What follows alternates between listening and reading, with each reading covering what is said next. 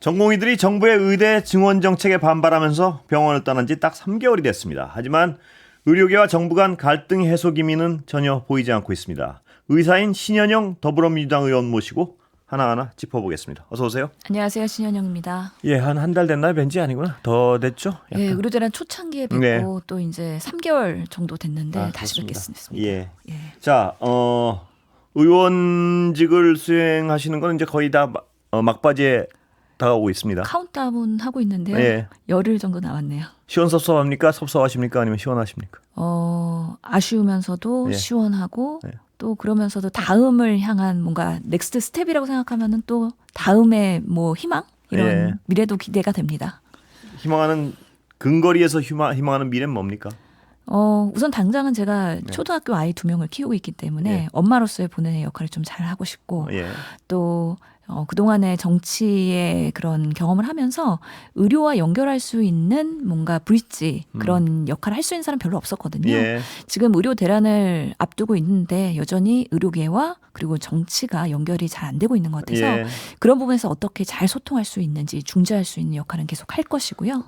예, 보건의료 정책 앞으로도 잘 나갈 수 있도록 그리고 의료 개혁을 해야 되지 않습니까? 예, 그렇습니다. 고령사회, 우리 미래사회에 대비한 우리 국민들의 건강을 위해서 어떤 대한민국의 보건의료 시스템이 만들어져야 되는지에 대해서도 계속 목소리 낼 예정입니다. 예, 정치권으로 다시 돌아오실 생각이 있습니까? 언젠가? 저는 항상 모든 기회만 주어진다면 항상 열심히 하는 성격이기 때문에 정치든 정책이든 의료든 뭐 언론이든 다양한 영역에서 제가 할 수 있는 일 있으면 또 즐겁게 할 것 같습니다. 언론도 있습니까, 거기? 예, 왜냐하면 제가 사실은 코로나19 때 처음 비례 1번으로 들어왔거든요. 그 당시에 상당히 그 1번 환자 나올 때부터 코로나 관련한 국민 건강 소통을 열심히 하면서 방송 출연 열심히 했었던 예. 그런 계기가 있는데요. 예. 그때가 다 참 벌써 4년 전이라니 새록새록 참 새로운 느낌입니다. 예. 자, 우리 어떤 지금 엉켜있는 이 현안을 들어가 볼까요? 예. 자, 일단 의대 정원은 어떻게 되는 겁니까? 지금 상황에서. 지금은 이제 1,500여 명의 의대 정원이 거의 확정. 예, 구분 능선을 넘었기 때문에 이제는 5월 31일까지는 대학교마다 홈페이지에 공시를 해야 되는 상황이죠. 예. 그래서 이제 정원이 어느 정도 이제 확정이 됐지만 이제 수시 모집이나 정시 모집 아니면 지역 인재 비율 이런 부분들이 학교별로 아직 확정은 안 됐습니다. 그런 것들이 이번 주 다음 주까지 결정되면서 아마 기다리고 있는 수험생들한테는 확정적인 모집 요구안 공고가 나갈 것으로 보입니다. 자, 그러면 1,500명이 내년에 정원이 늘어나는 거는 거의 확정이란 말씀이시죠? 예, 한 가지 뭐 마이너한 그 가능성은 있는데 이번에 고등법원 판결에서 정부의 손을 사법부가 들어줬는데 이번에 대법원에 그런 재항소를 의료계에서 했기 때문에 그 결과가 빠르면 이번 주 적어도 5월 안에 나온다는 것이죠. 이런 변수가 하나 있긴 하지만 실제로 고등법원의 판결을 크게 뒤집기는 어렵지 않을까라는 좀 보수적인 전망을 해봅니다. 그 보수적인 전망대로라면 하여튼 1,500명은 내년에 확정된 거고요. 그렇죠. 기존에 3,000명 플러스 4,500명이 되는 거죠. 토탈. 4,500명이요. 예. 자, 그러면 지금 학생들 공부 못하고 있잖아요. 지금 의대생들. 예. 학교를 이탈했죠. 그죠? 예. 그러면 이 학생들 지금 내년에 유급될 거 아닙니까? 이대로 가면. 이대로 방치한다 그러면 유급되는 그죠? 거고요. 그럼 3,000명이 밀려서 내년 신입생은 4,500명 플러스 3,000명이 같이 7,500명이 되는 거죠. 7,500명의 학생이 같이 수업을 들어야 되는 아주 초유의 사태이기 초유의 때문에 사태네요. 불가능한 일이라고 봅니다. 그럼 이렇게 되면 어떻게 되나요? 교육 현장은. 이것은 불가능한 일이기 때문에 교육 현장에서는 교육이라는 게 이루어질 수가 없고요. 당연히 뭐 우선은 강의실부터 했고 실습실부터 수용 불가능한 상태이기 때문에 그래서 정부가 유급만은 막아야 됐다고 생각하면서 학칙 개정이나 아니면 뭐 학기제를 학년제로 바꾸면서도 어떻게든 끝까지 방학을 없애는 방식으로라도 유급을 안 시키기 위한 노력을 협박과 더불어서 하고 있는 거라고 저희는 느끼고 있습니다. 자, 그렇다면 정부로서는 이 유급만은 막아야지. 내년 안 그러면 이제 내년은 완전히 정상적인 교육이 불가능해지니까요. 그렇습니다. 그래서 지금 뭐 어떤 여러 가지 밀어주겠다, 다시 받아주겠다 이거 얘기를 하고 있는 거죠 지금. 예. 그건 현실적으로 가능한 건가요? 지금 어떻습니까? 무리한다고 하면은 아직까지는 유효한 방식이라고 보이긴 하는데요. 예. 그 데드라인 예. 조차도 교수협의회에서는 5월달이 데드라인이다. 만약에 예. 그때까지 수업을 개최하지 못하면 예. 학년제로 바꾸든 수업 일수를 연한을 채워야 되기 때문에 불가능하다라고 얘기하고 있지만 방학을 없애도 불가능한가요? 5월까지 결론이 안 나면? 예, 빡빡하게 계산했을 때는 5월까지라고 데드라인을 처음에 설정을 예. 했었는데요. 또 여러 가지 유연적인 또 상황 그리고 지금 뭐 추위의 사태를 대비해서 그런 규정들을 조금 더 완화하면서 무리하게 추진한다면 그게 5월이 꼭 아닐 수도 있다라는 이야기가 있기 때문에 지금은 뭐 만약에 이 상황이 회복이 된다 그러면 뭐 온라인 수업과 그다음에 현장 실습과 동시다발적으로 이루어지는데 그거 자체가 의사를 양성하는 과정에서 부수일 교육이 될 수 있기 때문에 그거 자체를 의료계에서는 우려하는 것입니다. 교육의 파행이 불가피하겠군요. 지금부터는 이미. 예, 그래서 그런 상황이라고 생각이 들고요. 예. 그러면서 이런 의대 정원 확대를 무리하게 추진하면서 정부가 오히려 기존에 있는 의료 교육과 그리고 현장을 완전히 망쳐놨다. 퇴행했다. 예. 이거에 대한 책임과 비판은 자유로울 수 없다고 생각을 합니다. 자, 그러면 이게 지금 엉망으로 엉켜 있는데요. 당장 야당 입장에서는 지금이라도 뭘 해야 됩니까? 당장 지금이라도 정부가 도대체. 정부는 제가 요구하기는 사실은 예.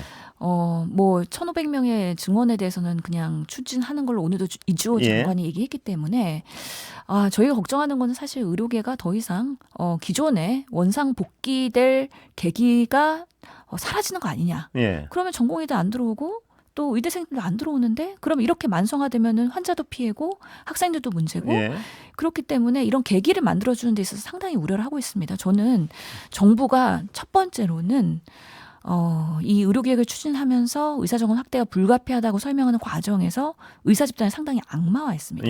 엘리트 집단이고 뭔가 개혁의 대상으로 봤기 때문에 그동안 순수하게 그래도 열정적으로 현장을 지키던 많은 의사들과 그리고 의대생들이 상당히 트라우마를 입었거든요.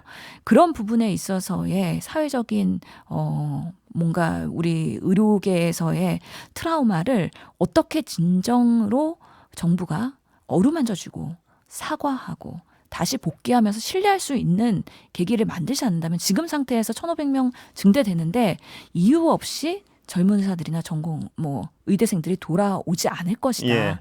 해결이 되지 않는다고 생각합니다.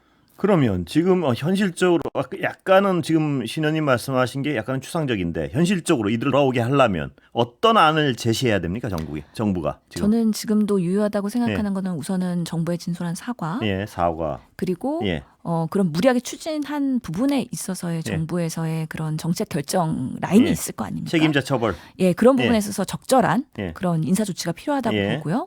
그리고 실제로 우리가 이 의료대란 시작하기 전에 소아과 오픈런 그리고 응급실 뺑뺑이로 시작된 겁니다. 결국엔 필수 의료 붕괴와 지역 의료를 어떻게 활성화할 것이냐에 대한 부분이었는데 그런 부분에서 아직까지 명확한 대책이 없는 것이기 때문에 필수 의료에 대한 대폭적인 지원 강화 그리고 어려운 중환자 환자를 볼수록 소송이 많이 걸리고 있기 때문에 그런 형사처벌의 면제 이런 부분에 있어서도 충분히 병원에서 보호받을 수 있는 책임 보험 이런 부분들이 먼저 나오고 나서 의사 증원도 같이 한다고 하면 실제로 수용 가능성이 높아졌을 거라고 생각을 합니다. 지금이라도 서둘러서 그런 진정성을 정부가 보여야 된다고 생각합니다. 자, 그러면 순서는 좀 바뀌었지만요. 지금 1,500명 증원하는 그쪽으로 가는 거 아니겠습니까? 현실적으로. 그렇다면 이거는 고정 변수로 두고 나머지 지금 말씀하신 나머지를 적극적으로 정부가 진정성 있게 던지면은 학생들이 돌아올 수 있나요? 학생들과 젊은 의사들이 요구했던 7개 그 필수의료 요구안이 있습니다. 그 중에 하나가 이 필수의료 패키지와 그리고 의대 정원에 대한 전면 백지화였거든요.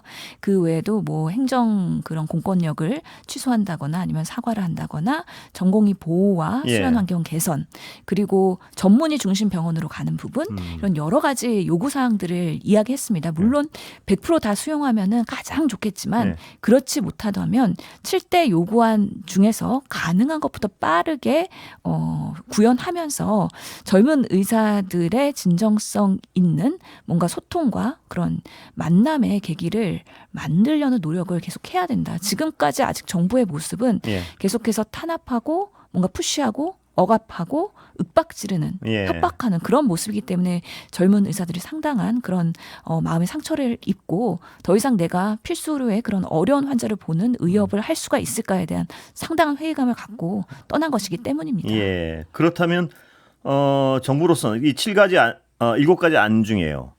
뭘부터 던져야 됩니까? 제가 봤을 때는 7개 중에서요. 지금 가능할 것으로 보이는 거 그리고 정부가 그동안 긍정적으로 얘기했던 것들은 우선은 그 전공의들의 수련 환경 개선이 가능하고요. 그리고 전문의를 더 채용을 확대해서 전문의 중심 병원으로 가는 부분. 당연히 그런 인건비에 대한 지원이 국가에서 이루어져야 되는 부분이고요. 그리고 의료진의 법적 부담을 완화하기 위해서 형사처벌을 면제하거나 아니면은 책임보험을 강화하는 부분도 정부가 이야기한 바가 있기 때문에 그런 부분부터 우선 해야 될 것 같고 무엇보다 우리가 2020년에도 4,000명 늘리겠다고 하면서 사실 파업이 됐었습니다. 의사 정원을 늘릴 때마다 이런 투쟁하는 방식으로 환자한테 피해를 주는 방식이 아니라 앞으로 늘릴 땐 늘리고 줄일 땐 줄일 수 있는 전문가 추계 기구 설치 이것이 고정적으로 정부의 기관으로서 전문성 있게 계속해서 누구나 동의할 수 있는 과학적 근거를 만들 수 있는 그런 부분으로서의 그런 위원회가 설립이 될 필요가 있다. 이런 것들은 지금도 충분히 정부가 의지를 가지고서 할 수 있는 부분이거든요. 그래서 정부가 내세운 게 의대 증원이 꼭 필요하다. 이건 일단 정부의 의지대로 가고 있지 않습니까? 현실적으로 이게 옳고 그르고를 떠나서. 그럼 나머지는 왜 안 하는 건가요? 나머지 하면 될 것 같은데. 지금 대통령직 속 의료개혁 특별위원회를 구성해서 거기서 의료개혁의 방안을 이야기한다면서 몇 가지 구체적인 안을 마련하고 있는 걸로 보이는데요. 거기조차 의사협회나 이 의료계의 젊은 의사들이 포함되어 있지 않기 때문에 결국에는 의사들을 패싱하는 상황에서 의료개혁을 만든다고 하면 그것이 또 우리 국민의 전체 의견이 아닐 수 있기 때문에 또 시간이 걸릴 뿐더러 지금 그 위원회에서 결정이 나는 것들을 얼마나 신뢰할 수 있을까에 대한 그런 신뢰성의 문제가 있고요. 결국에는 정부가 의료계와 적극적인 소통을 해야 될 텐데 브리핑에서는 소통하자 대화하자라고 말은 하지만 진정으로 의료계에 다가가서 정말 그들이 필요하는 것들, 그들이 요구하는 것들에 대해서는 들어야 되는 그런 뭔가 겸손한 자세라든지 이런 부분들은 전혀 보이지 않고 있기 때문에 의료계 입장에서는 정부의 모습이 이중 플레이하는 거 아니야? 과연 신뢰할 수 있는 대상이야? 이런 부분에 있어서 여전히 강대강 대치를 할 수밖에 없는 또 상황이라고 저는 보입니다. 저도 정부가 이번 의대 증원하는 저는 증원 자체 필요성에 대해서 많은 국민과 마찬가지로 저도 어떤 추상적으로 동의를 하고 있지만 증원하는 과정에 대해서는 굉장히 비판적이었습니다. 이 과정 자체도. 그런데 정부 얘기 중에 하나는 그건 그래 하는 부분이 뭐냐면 제가 듣기에는 자, 의사 당신들도 대표자를 만들어 와야지 우리가 협의를 할 거 아니냐. 만들어 오는데 누구도 못 만들고 있지 않냐. 그럼 누구랑 얘기를 해야 되는 정부는. 이 얘기를 계속 하는 것 같습니다. 어떻습니까 그 부분은. 지금 여러 직역들이 나와서 이 사안을 해결하기 위한 노력을 하고 있는데요. 무엇보다도 의료계의 대표자는 의사협회입니다. 대한의사협회이기 때문에 이번에 신임 집행부가 들어왔고 또 집행부의 의견이 매우 중요할 거라고 보이고 거기서 의견 취합을 하는 방식으로 되어야 되는데 의료계는 꾸준히 그동안 이야기했던 단일안은 원점 재검토였습니다. 그렇기 때문에 평행선을 계속 갔었고요. 그리고 강대강을 하면서 소송전이 갔었던 거고 행정처분 정지에 대한 그런 소관까지 왔는데 지난 3개월의 그런 기간들이 지난하긴 했지만 결국에는 젊은 의사들도 너무 수동적인 투쟁을 하면서 뭔가 혁신적이고 혁명적인 결과 그들이 원하는 그런 것들을 얻지 못하는 상태로 지금까지 왔던 것 같아서 그래서요. 참 그런 부분에 있어서 이 의료 대란이 되게 만성화되고 있고 고착화되고 있구나에 대한 안타까움을 금할 수가 없습니다.